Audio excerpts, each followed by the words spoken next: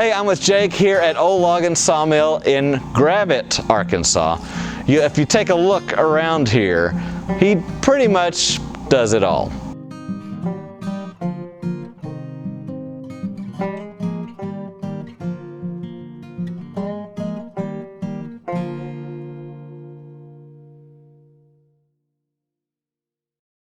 Well, Jake, you didn't always have a sawmill primarily. Well, how did all this get started? I worked for Walmart since I was 18 years old for about 19 and a half years. And on the side, I did hobby work. So I did tables, coffee tables, kitchen tables, stuff like that. Yeah. And as I went through the process, I got a little bit of property. I wanted to learn how to correctly take a tree that has been blown down in a storm or something that we could use and then correctly dry it and turn it into furniture or usable lumber for people to buy and build stuff for themselves. Yeah.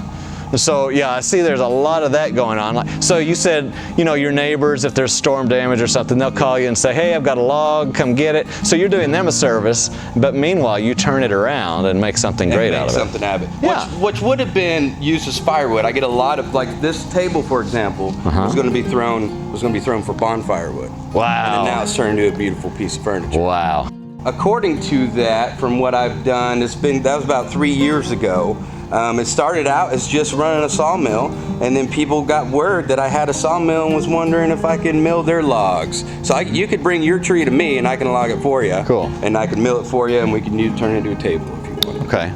Yeah, so you're not just cutting up wood now, you're also building a little bit of furniture. Yep.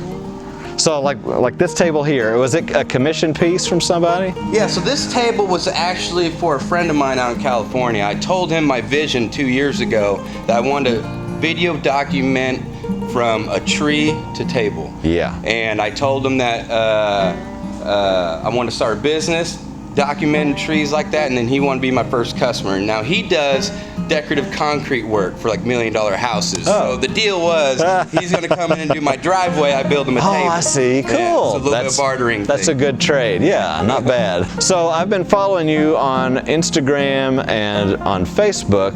I need to follow you on YouTube, it sounds like, as well. Well, YouTube, I'm getting ready to do a YouTube. Okay. But YouTube isn't ready yet, but Instagram and Facebook. But he's really good about just bringing the camera along and bringing the followers along. Yeah. And so you kind of see what he's been up to pretty regularly, just about every day, right? One that stands out is when you did the pour on this table. Mm-hmm. I remember watching that. That was really amazing. You had to do it in quite a process, didn't you? You had to pour once on each end, let it cure, have this whole workshop a certain temperature, come back, pour again the same way before you could all finish it out. Yeah, epoxy, you have to let it acclimate to its environment. Yeah. So to control the epoxy, you got to control the environment, and that's why I got the shop set up for heating and air control. Yeah. So that way I can now build anything with the epoxy on any form that we have set up with that. When I did this pour, I almost messed it up. When I did this pour, it got too hot, and because it was 30 degrees outside, I was able to turn off the heater and put on a fan, and it was cool pretty quick. Cool. Yes. Yeah. If it was in the summertime, it reacts differently. So we got to do thinner pours, and we got to do multiple pours, and it takes about 3 to 5 days for it to cure before we can. Well, I live about an hour and a half away, and I remember when you were doing the pours, I thought, it's really cold. He's got to really work to keep that workshop up there. Yeah. So I do content creating everyday stuff so people can see exactly how to build something. Okay. So what I do is I sell the lumber. I do build tables for people, but not all the time. Right. When I do videos and stuff like that, you can come to me and I can give you any type of my own experience when you want to do tables like these. And along with anything other little cutting boards and charcuterie boards and stuff that I do as well. Yeah. So it's an informational type piece, content creating is what I so when you do have time to make something, you put it out there and people snap them up pretty quick, right? Yeah, because I don't build too often. When I do build, it's not like it's a mass production type. I don't just mass produce these tables. They take about 4 weeks to make, 4 to 6 weeks to make, so I'll probably make about 5 a year. Yeah. like you said, if you've got wood you'd like to refine and make something with, he can help you there. Yep. If you've got a fallen tree or something you need to get rid of, he can help you there. If you'd like to be on his waiting list to get a table like this, you could do that.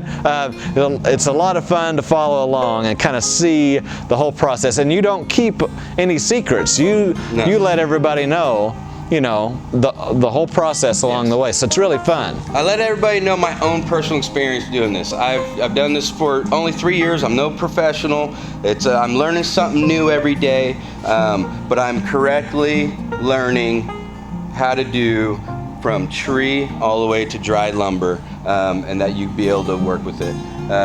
And every day I learn more and more about doing new stuff, and then I will share all that information as well. Well, from starting out with just a hobby and just building and building and building until this is now what you do. Full-time gig, yeah. Not too bad. Yes. Well, thank you, Ole in Arkansas, for sponsoring this video. Life is what you make it. Let's get our hands dirty. All right. Appreciate it, guys.